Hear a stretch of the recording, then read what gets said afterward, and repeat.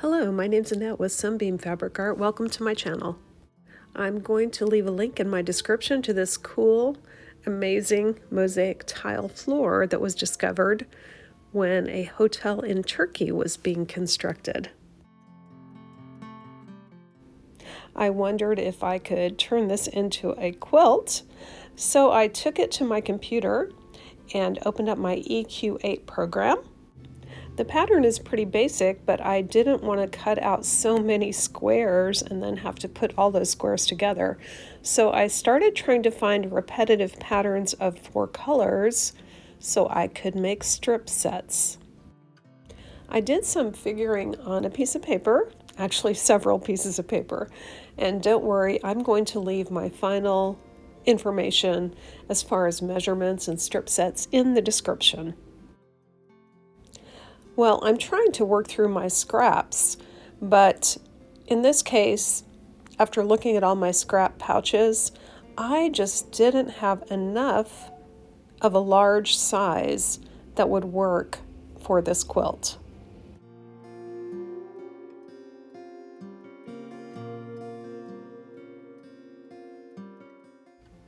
What I did have were 2 large batches of green scraps, one in a light green and one in a dark green.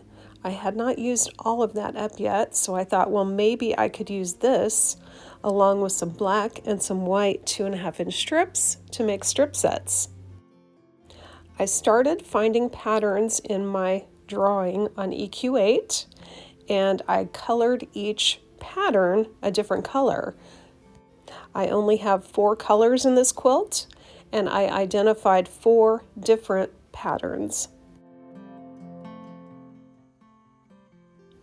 Now, if you want to pause the screen and write all this information down, that's fine, but you don't have to. I will put all this in the description, but I have each color listed and how many of each pattern I need. Then I was able to translate that into how many strip sets I would need of strips that measured 2.5 inches by width of fabric. I had plenty of white 2.5-inch strips and black 2.5-inch strips, so all I had to do was cut my light green and my dark green into 2.5-inch strips. To make the quilt exactly like I did, you will need 15 2.5-inch strips by width of fabric of each of the 4 colors. Back to my little notes, you can see that the yellow highlight on my drawing means I need black first, then white, then light, then dark. And each of those highlighted colors on my initial drawing have a different order for the 4 colors. Sitting down at my sewing machine, I know to make the yellow highlighted sections, I've got the order that I need them, and I also know I need 5 white strips, 5 black strips, 5 light, and 5 dark. So I'm going to set those aside so I don't make too many and that I make enough. So I'm going to first stitch the black and white together, then the light green and the dark green together.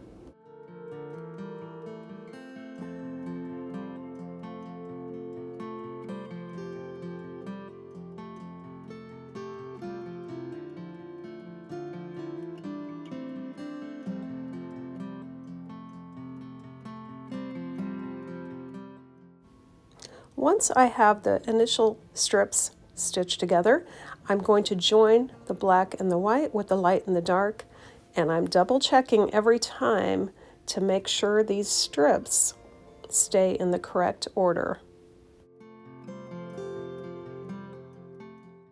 Now, just for your information, the light green and the dark green strips, those were cut out from backing fabric that I had used for previous quilts.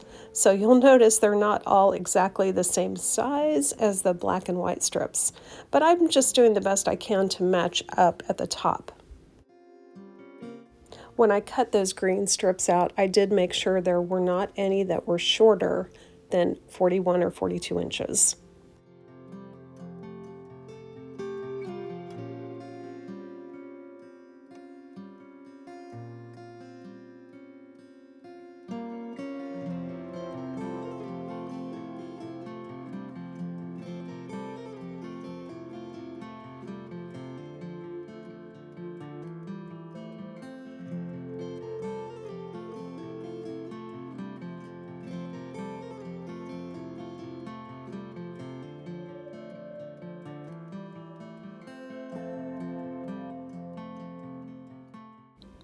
Once I had stitched the 5 strip sets that were my yellow highlight together, I started on my next strip set. Again, I set out my strips that I needed for this colorway, and I set them out in order. This is the blue highlight, and I need left to right. I need light, dark, then black, then white. And the blue highlight only has 4 strip sets needed.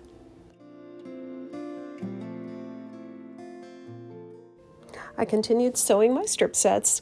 The pink and the green highlight strip sets only needed 3 each.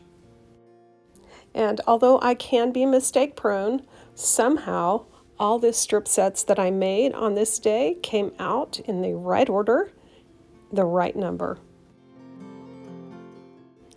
Before I cut these strip sets down to size, I want to make sure they are pressed nice and flat.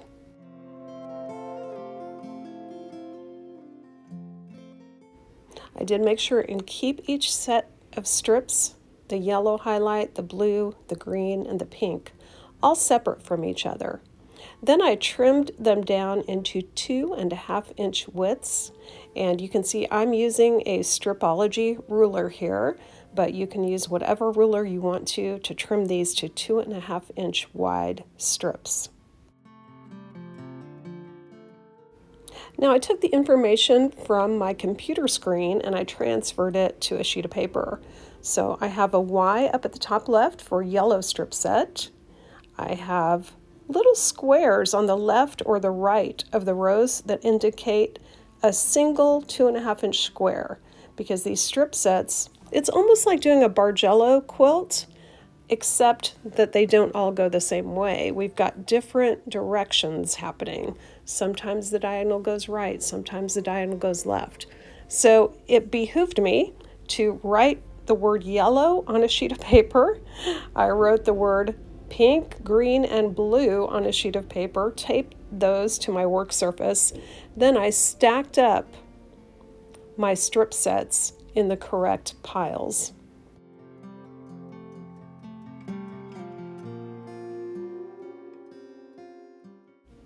And I'm turning these so they are oriented where the top color of this little strip set is the left color going across the quilt.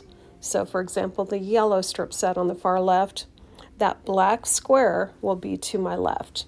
Same with the pink, that black square will be to the left.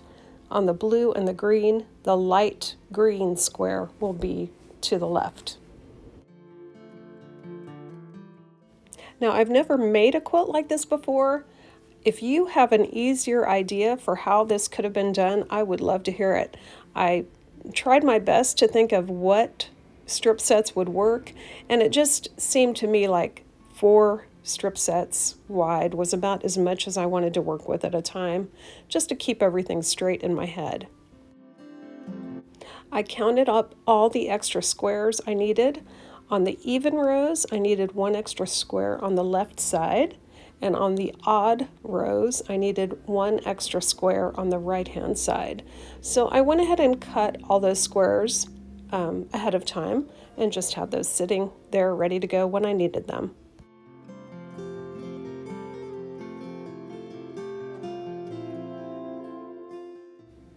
The next thing to do is put each of the 30 rows together one by one. I did not try to chain piece different sections. I did 1 row first, then I did the second row second, the third row third, and I just kept going in that way to keep everything straight.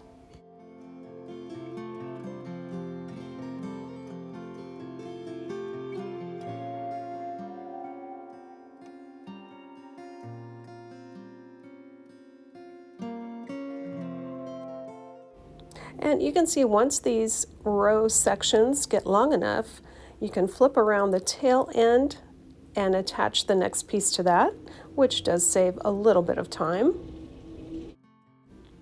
And here you see I'm adding that 1 single square of black that I need on the right-hand side of the first row.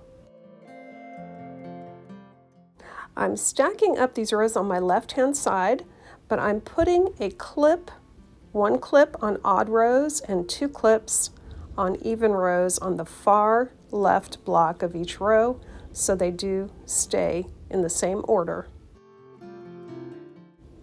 I'm ready to start on row 2.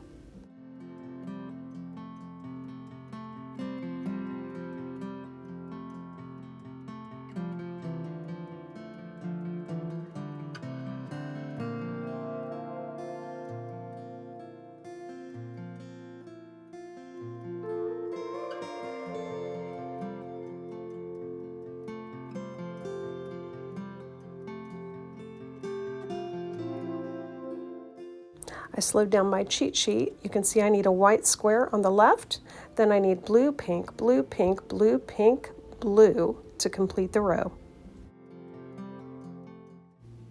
I put that white square on the far left, and then I added that last blue section to the end once I had these all together.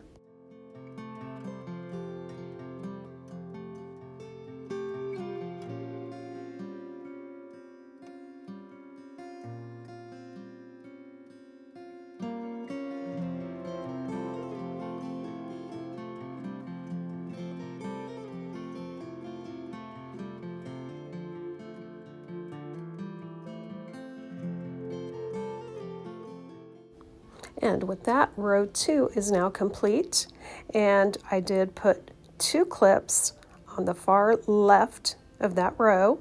You only see one here, but I went back and added another one so I could keep odd, even, straight, just in case.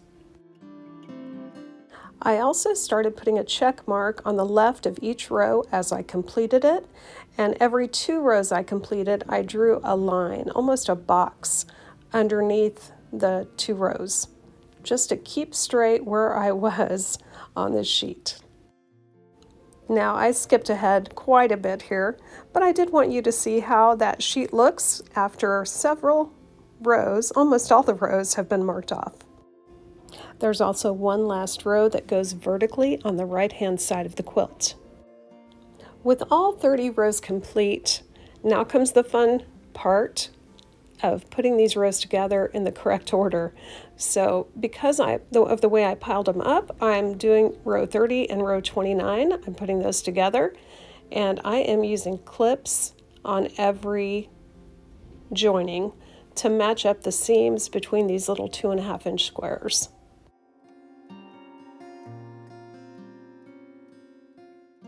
Because I put one clip on the left side of odd rows and 2 clips on the left side of even rows, it was pretty easy to put these rows together 2 at a time.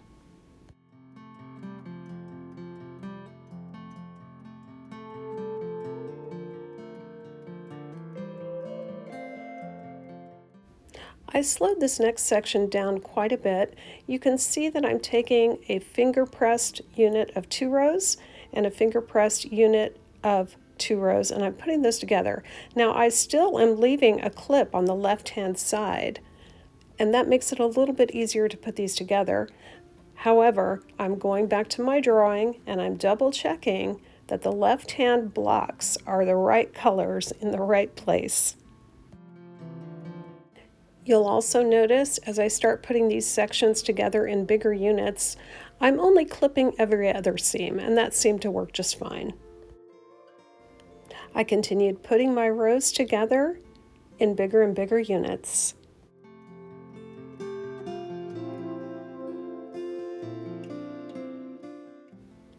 I had my doubts about this quilt, but when I got to about right here, I started thinking, oh wow, this is going to be really cool.